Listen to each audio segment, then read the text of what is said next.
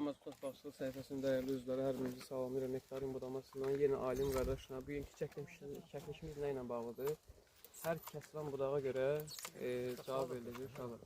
Yəni nəyə görə kəsilir və ağaca nə qədər meyvə lazımdır. Alim qardaş, buyur kəsilir.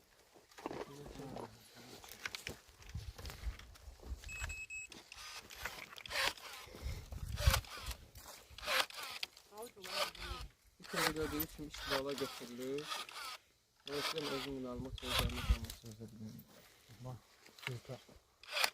Külka nəyə görə qoyursun qardaşım? Çöl budağıdır, çöl budağı. Təzə budaq verilmək üçün külka qoyuruq. Dırnaqla nəyə görə işlənir? Sıfırdan kəsmirik bunu. Sıfırdan kəsmirik, budaq azlıq olmasın.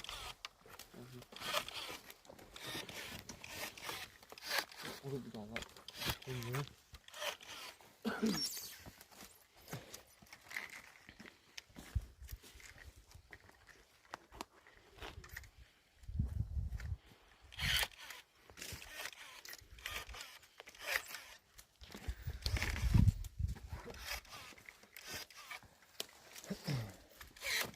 Eyni qaydada uçurma.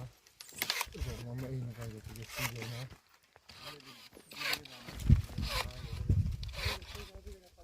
Bu dağlar bize lazım değil.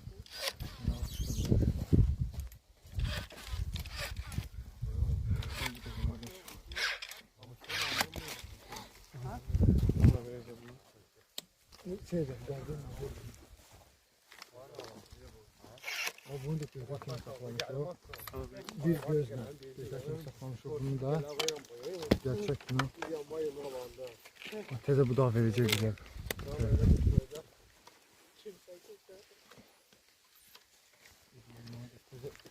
Cavan şirdən gələcək üzerine.